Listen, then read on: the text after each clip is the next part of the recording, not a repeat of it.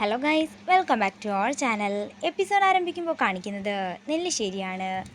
എല്ലാവരും ഒരുമിച്ചിരുന്ന് ആഹാരം കഴിക്കുകയാണ്.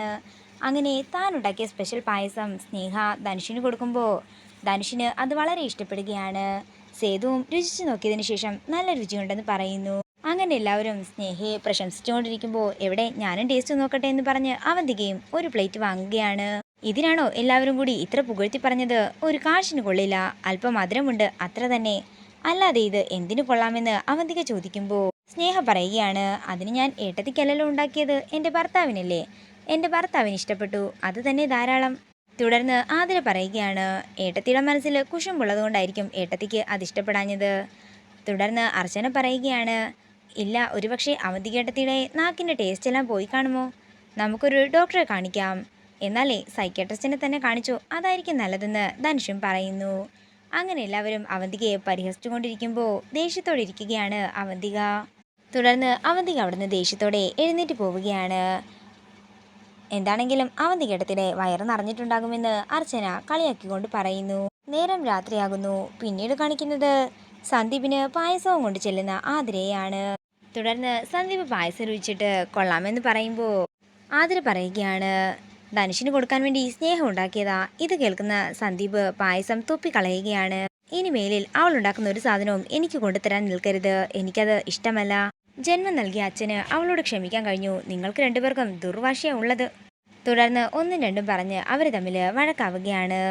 നേരം പുലർച്ചെയാകുന്നു. പിന്നീട് കാണിക്കുന്നത് ധനുഷിനെയാണ്. ബിസിനസ് കാര്യങ്ങൾ സംസാരിക്കാനായി തൻ്റെ ഒരു സുഹൃത്തിനെ കാണാനായി വന്നിരിക്കുകയാണ് ധനുഷ്. ബിസിനസ് കാര്യങ്ങളൊന്നും നോക്കാൻ എനിക്ക് സമയമില്ലെന്നും നീ നോക്കുമെങ്കിൽ ഇൻവെസ്റ്റ് ചെയ്യാൻ ഞാൻ തയ്യാറാണെന്നും ധനുഷിന്റെ കൂട്ടുകാരൻ പറയുമ്പോൾ ധനുഷിന് സന്തോഷമാവുകയാണ്. അതേസമയം അവന്തിക ധനുഷിന്റെ ഫോണിലേക്ക് വിളിക്കുന്നു. നിന്റെ ഭാര്യയ്ക്ക് അല്പം പരിഹാസമൊക്കെ കൂടുന്നുണ്ടെന്നും എത്രയും പെട്ടെന്ന് അവളെ നിലക്ക് നിർത്തിക്കൊള്ളാനും അവന്തിക പറയുമ്പോൾ എന്താണെങ്കിലും വീട്ടിൽ വന്ന് സംസാരിക്കാമെന്ന് പറഞ്ഞ് ധനുഷ് തൻ്റെ ഫോൺ സ്വിച്ച് ഓഫ് ചെയ്ത് വെക്കുകയാണ്. വീണ്ടും അവന്തിക ഫോണിൽ വിളിക്കുന്നുണ്ടെങ്കിലും സ്വിച്ച് ഓഫ് എന്ന് പറയുമ്പോൾ അവന്തിക ദേഷ്യത്തോടെ നിൽക്കുകയാണ്.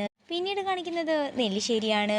കുഞ്ഞിനെ ഒരുക്കിക്കൊണ്ടിരിക്കുകയായിരുന്നു അർച്ചനയും സച്ചിയും ചേർന്ന്. അതേസമയം സ്നേഹ അങ്ങോട്ടേക്ക് ചെല്ലുകയാണ്.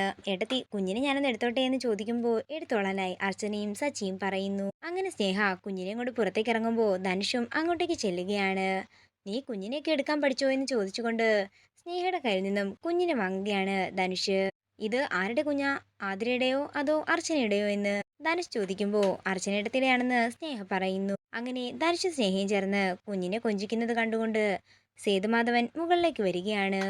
സേതുമാധവൻ കുഞ്ഞിനെ എടുക്കാൻ നോക്കുന്നുണ്ടെങ്കിലും ധനുഷിന്റെ മേത്തുനിന്ന് കുഞ്ഞ് സേതുവിൻ്റെ അടുത്തേക്ക് ചെല്ലുന്നില്ല. കണ്ടില്ലേ, അവക്കറിയാം വീട്ടുകാരെയൊക്കെ നന്നായിട്ടെന്ന് സേതു പറയുന്നു. ഇത് കണ്ടുകൊണ്ട് മുകളിലേക്ക് വരികയാണ് അവന്തിക. ഇവന് നാണമില്ലേ വല്ലവരുടെയും കൊച്ചിനെ എടുത്തുകൊണ്ട് കൊഞ്ചിക്കാൻ എന്ന് പറഞ്ഞുകൊണ്ട് ദേഷ്യത്തോടെ ധനുഷിനെ നോക്കുകയാണ് അവന്തിക. അതേസമയം തന്നെയാണ് സച്ചിയും അർച്ചനയും അടുത്തേക്ക് ചെല്ലുന്നത്. അങ്ങനെ എല്ലാവരും സന്തോഷത്തോടെ സംസാരിക്കുന്നത് കണ്ട് ദേഷ്യത്തോടെ നിൽക്കുകയാണ് അവന്തിക. പിന്നീട് കാണിക്കുന്നത് സച്ചിയും അർച്ചനയുമാണ്. അർച്ചന മുറിയിലേക്ക് വരുമ്പോൾ സച്ചി പറയുകയാണ്, ഞാൻ തന്നോടന്ന് മിഷേലിൻ്റെ കാര്യം പറഞ്ഞില്ലേ, അവനൊക്കെ ഒരു പുതിയ ഹോസ്പിറ്റൽ തുടങ്ങിയിട്ടുണ്ട്. പിന്നെ നമ്മുടെ ട്രീറ്റ്മെൻറ്റിൻ്റെ കാര്യവും ഞാൻ സംസാരിച്ചിരുന്നു. ഡോക്ടർ ഇഷാന നാളെ എങ്ങോ വരുന്നുണ്ടെന്നാ പറഞ്ഞത്. നമുക്ക് എന്താണെങ്കിലും നാളെ ഡോക്ടറെ ഒന്ന് കാണാൻ പോകണം. ഇത് കേൾക്കുന്ന അർച്ചന സംശയത്തോടെ നിൽക്കുന്ന കാണുമ്പോൾ സച്ചി പറയുകയാണ്, എനിക്കറിയാം തൻ്റെ മനസ്സിലിപ്പോൾ എന്തായിരിക്കുമെന്ന്. നമ്മളൊരു കുഞ്ഞിനെ അഡോപ്റ്റ് ചെയ്തല്ലോ, ഇനിയും വേറെ കുഞ്ഞിനെ വേണോ എന്നായിരിക്കുമല്ലേ തൻ്റെ ചിന്ത. പക്ഷേ നമുക്കിനിയും മക്കൾ വേണം, അതുകൊണ്ട് നാളെ തന്നെ നമുക്ക് പോയി കാണാമെന്ന് സച്ചി പറയുമ്പോൾ എനിക്ക് ഒരു കുഴപ്പമില്ലെന്നും ഞാൻ നാളെ വരാമെന്നും അർച്ചന പറയുന്നു. പിന്നീട് കാണിക്കുന്നത് അവർ ഡോക്ടർ ഇഷാനിയെ കാണാനായി പോയിരിക്കുന്നതാണ്. നിങ്ങൾക്ക് കുട്ടികളുണ്ടാകാനായി 90% ചാൻസ് ഉണ്ടെന്ന് ഡോക്ടർ പറയുമ്പോൾ ഇത് കേട്ട് സന്തോഷത്തോടെ നിൽക്കുകയാണ് സച്ചിയും അർച്ചനയും. ഇതോടുകൂടി ഇന്നത്തെ എപ്പിസോഡ് തീരുകയാണ്.